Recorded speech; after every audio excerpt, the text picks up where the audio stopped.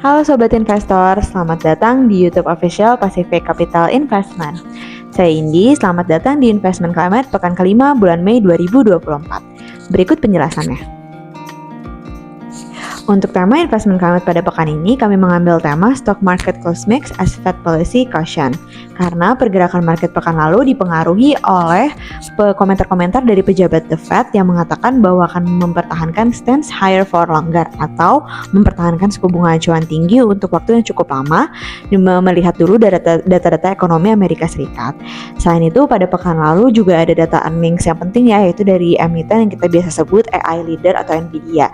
Nah, earnings ini menunjukkan performance yang cukup bagus dan mensupport dari equity market di Amerika Serikat. Tetapi karena kita masih dibayangi oleh uncertainty ya, terutama juga dari komentar beberapa pejabat The Fed yang mengatakan bahwa akan terjadi higher for longer, untuk penurunan suku bunga acuan itu juga masih belum kita ketahui ya, apakah benar-benar akan dilakukan di 2024 ini atau belum. Walaupun investor sudah mulai bullish bahwa akan terjadi penurunan suku bunga acuan di bulan September begitu ya, atau mulai di kuartal 3 2024. Nah, karena memang masih dihantui oleh uncertainty atau volatility tersebut, maka pasar-pasar di advanced market atau advanced countries ini turun 0,3% secara week on week, dan pasar-pasar di emerging countries juga turun 1,53% secara week on week. Karena itu juga walaupun kita volatilitasnya turun ya di pasar saham maupun di pasar obligasi, tetapi volatility ini masih menghantui pasar juga karena belum ada actions yang benar-benar sesuai dari The Fed sendiri untuk penurunan suku bunga acuan. Apakah benar-benar akan dilakukan September atau belum? Dan kita harus terus melihat data-data ekonomi ya, terutama data-data ekonomi yang sangat penting nih, yang sangat krusial, yaitu inflasi, PCE, pasar ketenaga kerjaan, dan juga GDP begitu ya. Oke, volatilitas di pasar saham turun 0,5% secara week on week. Volatilitas di pasar obligasi pun juga sama, turun 6,47% secara week on week. Ini kita lihat indeks-indeks ini ditutup mix ya pada pekan lalu. Seperti yang sudah saya mention tadi, karena masih ada stance higher for longer dari pejabat The Fed begitu ya.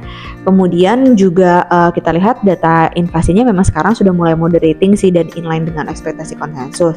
Ini juga ada data ekonomi yang sangat penting pada pekan lalu, yaitu data PMI. PMI atau aktivitas manufacturer US naik dari level 50 pada bulan April menjadi 50,9 pada bulan Mei dan di atas ekspektasi konsensus. Jadi ini masih level ekspansif ya. Terutama PMI service atau aktivitas jasa itu naik signifikan nih dan di atas ekspektasi konsensus juga. Sehingga kita bisa simpulkan bahwa aktivitas manufacture dan jasa dari US pun juga sudah mulai kembali ke level ekspansif dan tidak terlalu ekspansif. Ini kan PR ya dari The Fed sebenarnya. Jadi kita perekonomiannya itu inflasinya harus turun ke target. Tapi dari sisi perekonomian tidak boleh terlalu ekspansif juga gitu ya. Itu kan PR yang sangat besar oleh The Fed. Nah, kita lihat dari inflasi yang sudah mulai moderating, kemudian PMI-nya juga sudah bergerak tidak terlalu ekspansif begitu ya. Masih di level ekspansif tapi tidak terlalu ekspansif. Maka ada buka ruang juga dari The Fed untuk penurunan suku bunga acuan sesuai dengan ekspektasi konsensus, yaitu di bulan September atau mulai dari kuartal 3 2024. Nah, ini Dow Jones turun signifikan 2,33%, tetapi S&P dan Nasdaq naik. S&P naik 0,03%, ditutup di 5.304,72 poin. Tadi Dow Jones ditutup di 39.069,59 poin, dan Nasdaq yang naik signifikan yaitu tadi juga karena disupport oleh earnings dari Nvidia yang menunjukkan performance bagus. Jadi dari Nasdaq naik 1,41%, ditutup di 16.920,79 poin. Nah, dolar di indeks DXY ini masih bergerak volatile ya, karena walaupun data ekonominya menunjukkan data ekonomi yang bagus gitu, tetapi dari data inflasi masih di atas target. Jadi ada ruang untuk The Fed masih mempertahankan suku bunga acuan yang tinggi untuk cukup lama gitu. Dari dolar naik 0,27% secara week on week pada pekan lalu.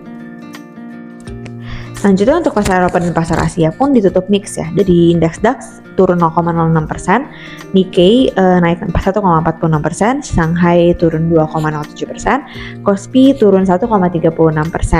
Dengan seiring dengan indeks DXY ini, dari dolar terhadap euro naik juga 0,21%, dolar terhadap yen juga naik 0,86%, dolar terhadap yuan naik 0,27%, dan dolar terhadap won naik 1,06%.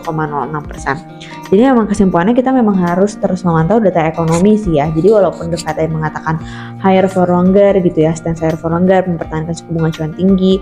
Kita perlu melihat data ekonomi juga nih, jika inflasinya memang sudah mulai turun, moderating sesuai dengan target, berarti akselerasi penurunan suku bunga acuan bisa terjadi cepat juga. Tapi kita lihat dari data inflasinya memang belum sesuai dengan target the Fed gitu ya. Jadi belum ada ruang juga untuk penurunan suku bunga acuan secara cepat gitu, dan masih akan mempertahankan suku bunga acuan tinggi. Walaupun the Fed sudah memberikan warning gitu ya, atau caution gitu, bahwa unlikely to be a hike, jadi tidak ada kenaikan nih 2024. Lalu selanjutnya untuk data ekonomi dari pasar Asia, di sini ada yang penting juga, itu dari data ekonomi Cina, yaitu suku bunga pinjaman dalam jangka 5 tahun ini ditahan di level 3,95%. Sama untuk di ini juga ya, suku bunga pinjaman jangka 1 tahun pun juga ditahan di level 3,45%. Ini good news ya, karena berarti People Bank of China mulai mengeluarkan stimulus untuk menggerakkan perekonomian Cina. Selanjutnya untuk komoditas sendiri, sebelum ke harganya ya, kita review dulu menggunakan indeks Bloomberg Commodity, turun 0,68% secara week on week, ditutup di 105,02 poin. Dan harga-harga komoditas di sini minyak jenis WTI maupun Brent turun. WTI turun 2,92% secara week on week, Brent turun 2,21% secara week on week. Kita lihat memang harga minyak pun juga sama, masih volatile nih. Kenapa? Karena kita belum tahu arah suku bunga acuan yang benar-benar itu apakah benar-benar akan cut rate di bulan September atau belum, itu kan kita belum mengetahui ya. Jadi terutama dari pernyataan The Fed yang kemarin mengatakan higher for longer, jadi ada uncertainty seperti tersebut yang menggerakkan harga minyak turun. Selain itu juga kita menunggu rapat OPEC nih, apakah akan cut production di bulan Mei ini apa tidak gitu kan. Selain itu juga persediaan minyak US juga masih ini ya, melimpah begitu. Selanjutnya untuk batu bara naik 0,92% secara week on week karena impor di Cina dan India masih kuat. Gold atau emas turun 3,37% karena kita lihat dari dolarnya sendiri masih volatile tadi ya. Nikel turun 3,94%, timah turun 2,98%, tembaga turun 3,22%, dan CPO yang turun 0,59% karena di sini juga siklus heatwave belum bisa kita prediksi sampai kapan. Selanjutnya untuk pasar Indonesia, IHSG secara week on week turun 1,3%, ditutup di 7.222,38 poin. LQ45 secara week on week turun 2,57%, ditutup di 895,84 poin. Karena pekan lalu juga ini ya, kita hanya menghadapi 3 hari produktif kerja gitu ya. Jadi banyak investor juga take profit pada pekan lalu. Kemudian perdagangan juga yang bisa kita lihat belum tidak seramai gitu ya, dari rata-rata 3 bulan atau rata-rata 5 bulan. Nah, untuk investor asing pun di pasar saham mencatatkan net sell sebesar 1,39 triliun, tetapi di pasar obligasi mencatatkan net buy sebesar 760 miliar. Selanjutnya untuk dolar terhadap rupiah menguat 0,24%, ditutup di 15.993. Good newsnya memang sekarang rupiah sudah di bawah 16.000 gitu ya. Tetap memantau data-data ekonomi bisa mempergerakkan harga atau indeks DXY atau dolar tersebut.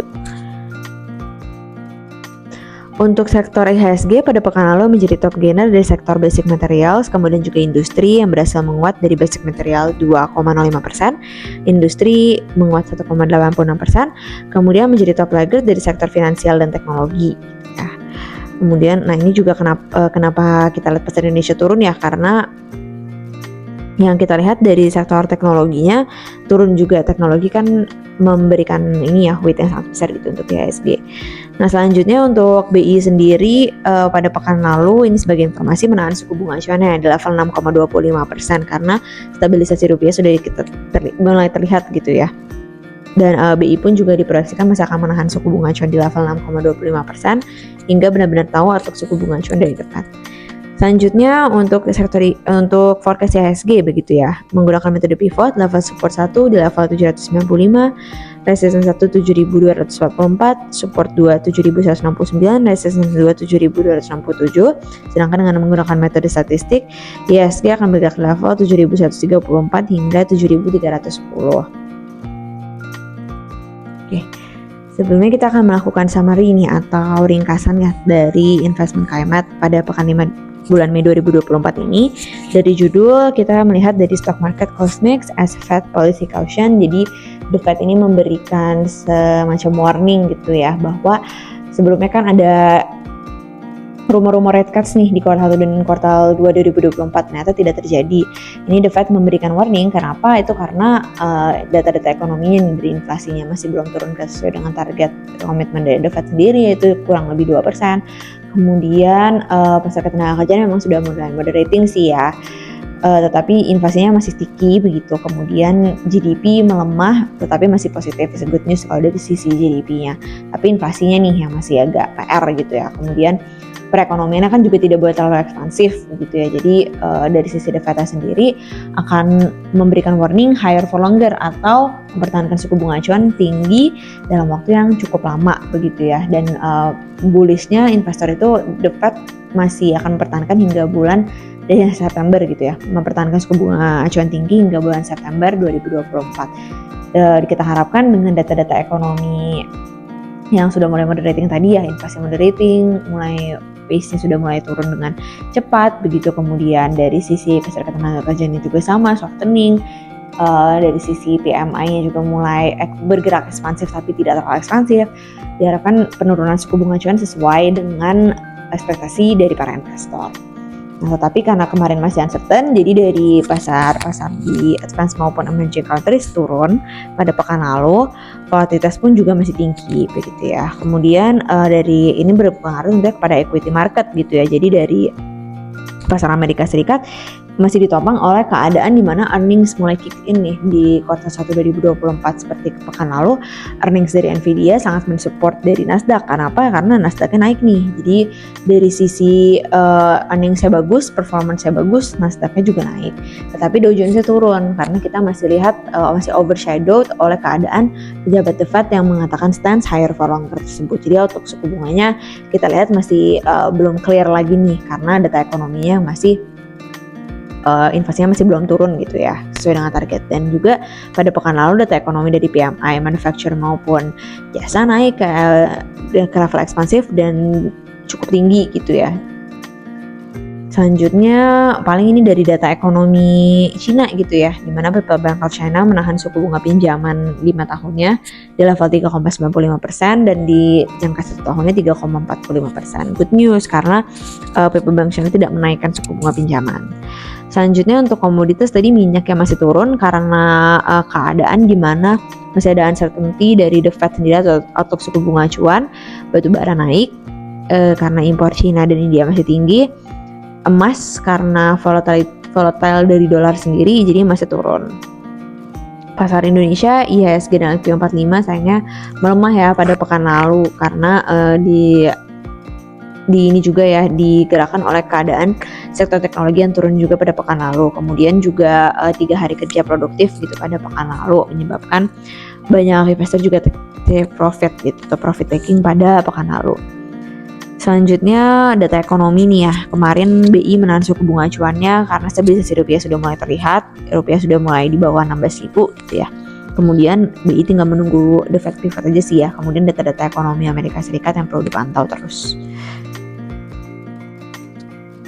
Sekian investment KMet untuk pekan kelima bulan Mei 2024. Sampai bertemu di episode investment KMet selanjutnya. Jangan lupa untuk like dan subscribe.